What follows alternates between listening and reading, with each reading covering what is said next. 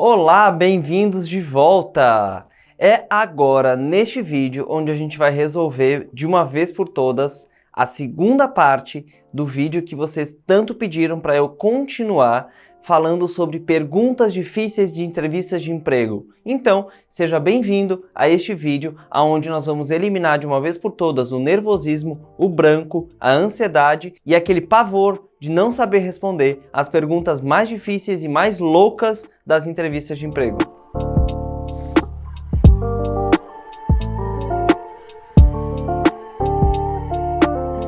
E já que você está aqui, e já que a gente já está virando amigo, eu quero que você faça uma coisa para mim. Se inscreva aqui no canal. É muito importante porque isso vai dizer para mim que você está gostando dos conteúdos que eu estou colocando aqui para você, tá bom? E além disso, não deixa de ativar o sininho para você receber o vídeo todas as vezes que eu posto aqui no canal. E sempre deixa o seu joinha aqui para dizer para mim que eu posso produzir mais conteúdos como estes para você aqui no canal Matheus Vargas, Minha Melhor Carreira, tá certo? Então, vamos seguir, vamos nessa, parte 2 do vídeo, perguntas difíceis em entrevistas de emprego. Vamos nessa, vamos começar agora! Como vocês já sabem, meu quadrinho aqui, que eu gosto tanto de poder escrever junto com vocês, para poder mostrar tudo direitinho, vamos para a nossa primeira pergunta de hoje. E a primeira pergunta de hoje é: como você lida sob pressão? Como lida com pressão? Gente, essa pergunta é clássica e ela praticamente está em todos os processos seletivos das empresas de hoje em dia. E é muito fácil dizer para você por que essa pergunta está nas entrevistas de emprego de hoje em dia. Primeiro lugar, tá? Tudo que você disser em qualquer pergunta de entrevista de emprego, o que vale muito mais é como você está falando as coisas e não necessariamente o que você está falando, tá bom? Então sim, tem aquelas perguntas que o que você vai dizer é de extrema importância. Porém, existem outras perguntas que é muito mais importante como você vai falar do que o que você vai dizer, tá bom? Então, são dois tipos de pergunta. Em uma delas, o mais importante é o como você vai falar. No outro tipo de pergunta, o mais importante é o que você vai dizer. E nessa pergunta aqui, como você lida sob pressão, é uma pergunta que é bastante importante a forma com que você responde ela. Afinal de contas, a pressão é algo absolutamente normal em qualquer empresa. E não é de hoje, eu não vou dizer assim, é do século XXI. Não, não é. É de muito tempo que lidar com pressão é algo absolutamente normal em qualquer empresa, qualquer segmento, realmente qualquer empresa do Brasil e do mundo. E como você vai responder essa pergunta? Depende de você. Você sabe lidar com pressão? Se você sabe lidar com pressão, a resposta fica muito mais fácil. Você vai dizer para o seu avaliador claramente que você gosta de lidar sob pressão, que é um ambiente que deixa você favoravelmente produtivo. Então, estar sob pressão é algo que não incomoda você. Só que, se você, como a maioria dos candidatos, você não gosta de lidar sob pressão. E, como eu já disse, todas as empresas têm pressão todos os dias. Então, o que você pode fazer? A melhor maneira de responder essa pergunta é dessa forma. Olha, como muitas pessoas, eu também não gosto de lidar sob pressão. Eu não gosto de conviver o meu dia a dia sob pressão. A gente já tem muita pressão em casa e tudo mais. Porém, eu sei que essa situação de pressão nas empresas é absolutamente normal. Então, o que tem que se fazer é aprender a lidar com ela. E quando eu descobri que eu não gostava de lidar com muita pressão, eu passei a organizar melhor o meu dia a dia. Então, eu realizo as coisas antecipadamente para que não precise sofrer pressão para entregar os resultados que eu quero. Então é simples. Eu organizo o meu dia a dia, eu organizo as minhas tarefas e aí eu consigo me livrar da pressão, porque eu consigo entregar as coisas antecipadamente e eu não me preocupo mais com pressão. Pronto, você já respondeu para o seu avaliador uma pergunta que muita gente não tem a mínima ideia de como responder. E tudo isso você só vai conseguir responder se você treinar antecipadamente, tá? Então, tire um tempo antes da sua entrevista para você treinar as respostas, porque as perguntas difíceis sempre vão aparecer. Não adianta xingar o RH, não adianta dizer que essas perguntas não fazem sentido algum, porque elas têm um significado sim, tá? Todas essas perguntas tem um motivo, tem um porquê que elas existem. A pergunta número 2 é algo que muita gente não faz, não entende o mínimo do mínimo sentido de o porquê que essa pergunta existe. aonde você quer estar daqui a 10 anos? Aí você responde, mas Matheus, por que me perguntam isso se eu não sei nem aonde eu vou estar daqui 10 minutos, daqui 20 minutos? A gente não sabe o que vai acontecer. Para e pensa. Essa pergunta, ela é muito séria. Ela é realmente muito séria. Por quê? Eu já falei algumas vezes, para quem me acompanha aqui no YouTube, para quem me acompanha lá no meu Instagram, @minhamelhorcarreira, acompanha lá que tem muita coisa legal que não tá aqui no YouTube, eu coloco somente lá no Instagram, tá bom? Então acompanha lá, @minhamelhorcarreira. Eu já falei algumas vezes que se você não sabe aonde você quer chegar, qualquer lugar serve. E por que os RHs fazem essa pergunta para você? E por que você tem que ter na ponta da língua a melhor resposta para esta pergunta? Porque quando você se programa e tem metas na sua vida, você executa as coisas muito melhor. Quando você tem metas na sua vida de aonde você quer ir daqui 1 ano, 2, 5, 10 anos, você já sabe qual é o caminho que você precisa traçar para atingir o seu objetivo. O que as empresas querem são pessoas motivadas, pessoas que realmente tenham planos de vida, porque quando você tem plano de vida, você se motiva, você sai da cama para buscar aquele seu objetivo, você tem um motivo para a ação. Por isso que essa pergunta é tão importante, porque ela demonstra que você é uma pessoa organizada, que você é uma pessoa que tem metas, que tem objetivos, que vai batalhar para atingir esses objetivos. Agora, como em qualquer outra pergunta de uma entrevista de emprego, a resposta é sempre a verdade. Nunca minta. Se você não tem planos para os próximos 5, 10, 2, 1 ano que seja, não minta. Seja claro e diga. Agora, quer um conselho de verdade? Se programe. Organize as suas metas. Tenha metas sempre para 1, 2, 5 e 10 anos da sua vida. Ou seja, neste momento, quando você está me assistindo, você precisa saber aonde você vai estar daqui 1, daqui 2, daqui 5 e daqui 10 anos. Se você não souber, qualquer lugar serve. E aí, se qualquer lugar serve, você vai se desmotivar, você vai parar de buscar resultados. Quando você para de buscar resultados, você não tem ambição. E quando você não tem ambição, você não busca ser o melhor profissional dentro da empresa. Então, ter metas e ter objetivos para os próximos anos é algo absolutamente necessário se você quer realmente entregar resultados dentro da sua empresa e que vão com certeza ajudar você a desempenhar cada dia melhor um papel dentro da sua carreira. Já a pergunta número 3 da aula de hoje, a pergunta número 3 é: por que, sempre abreviando, né, que minha letra não é muito boa, mas para facilitar aqui, por que você está, deixa eu ver se está aqui, está aparecendo, por que você está fora do mercado há tanto tempo? Só para a gente se entender aqui, tá?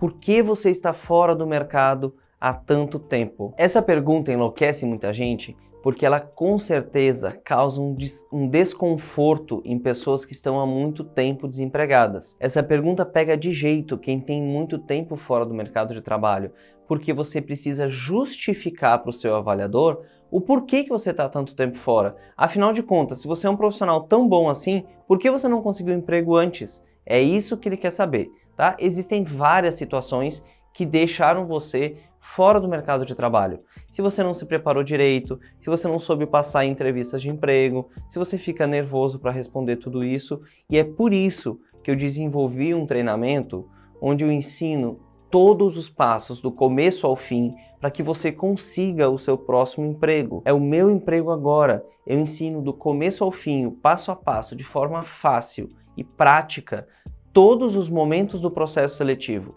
Desde quando você começa a se preparar para procurar um emprego, passando pela formação do seu currículo, a busca de vagas e, finalmente, o melhor de tudo, saber fazer a melhor entrevista de todas, onde você vai conseguir responder todas essas perguntas, tintim por tintim, certinho, sem ter dúvida nenhuma. E, inclusive, esta daqui, onde você precisa justificar para o seu avaliador por que você está tanto tempo fora do mercado de trabalho, existem algumas formas de responder, como, por exemplo, se você está por opção no sentido assim, eu saí da empresa porque eu gostaria de ser mãe, Ou eu saí da empresa porque eu tinha um parente em casa, uma mãe ou um pai que precisava de muita atenção, de muito carinho, ele estava doente e aí eu precisei me dedicar exclusivamente a cuidar dele. Quando a opção é essa, se torna muito mais fácil, porque aí você vai conseguir dizer claramente para o seu avaliador quais são os motivos que deixaram você de fora do seu ambiente de trabalho, do mercado de trabalho por tanto tempo.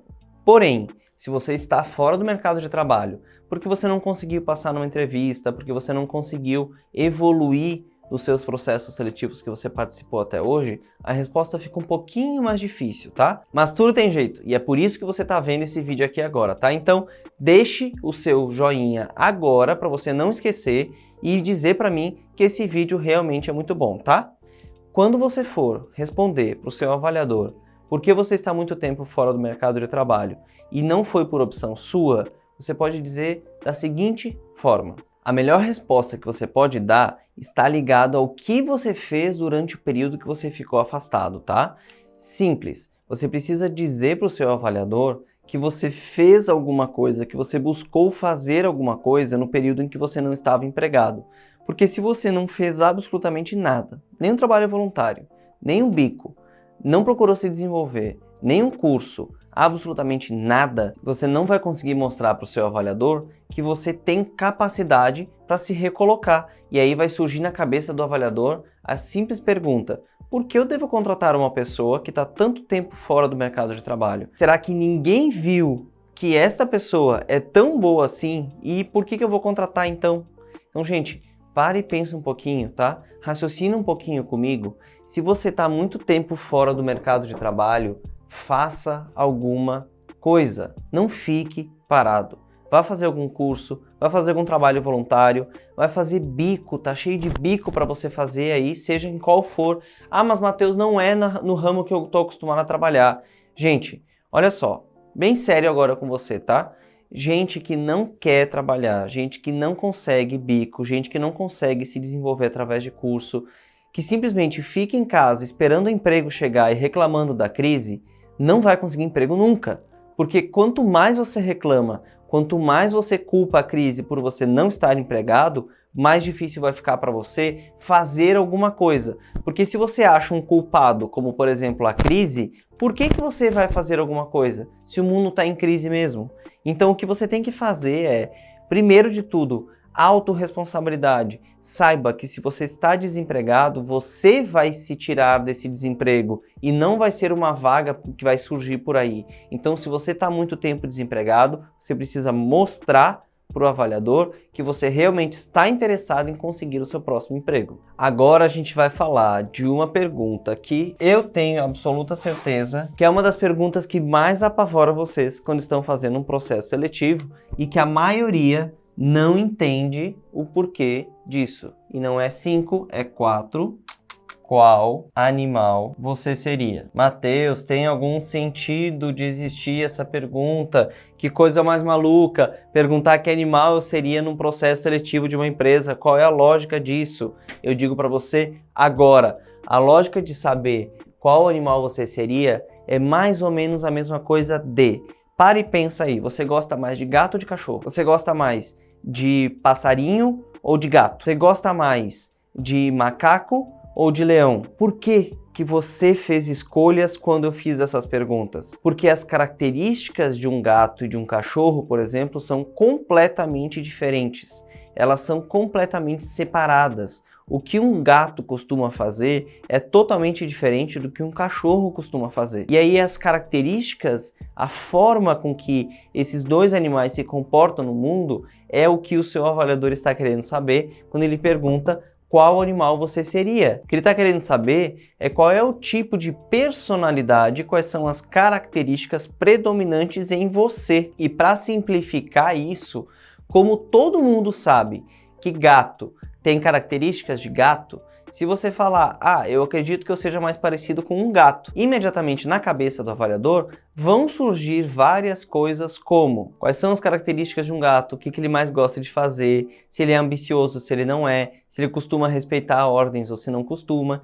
Então todas essas perguntas é o que você vai responder dizendo qual animal você seria. Então, existe sim material na internet, facinho de achar, onde você vai procurar saber exatamente quais são as características dos animais que normalmente estão mais presentes nas entrevistas de emprego, tá certo? Procure saber, vá atrás dessa informação e aí quando você for perguntado qual animal você seria, você já sabe o porquê que essa pergunta está sendo feita e como você vai responder. A pergunta número 4 normalmente é feita para quem está procurando algum tipo de recolocação no mercado de trabalho. Me conte sucessos e fracassos. Me conte sucessos e fracassos da sua vida profissional.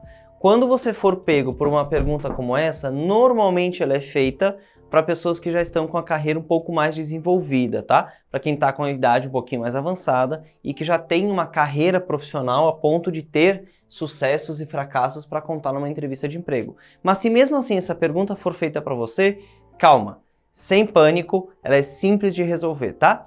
Previamente, você vai procurar na sua cabeça, você vai elaborar 3 sucessos que você teve na sua vida profissional e aí você vai pensar em o que foi esse sucesso, como você fez esse sucesso e tudo mais, tudo que envolveu esse sucesso, tá?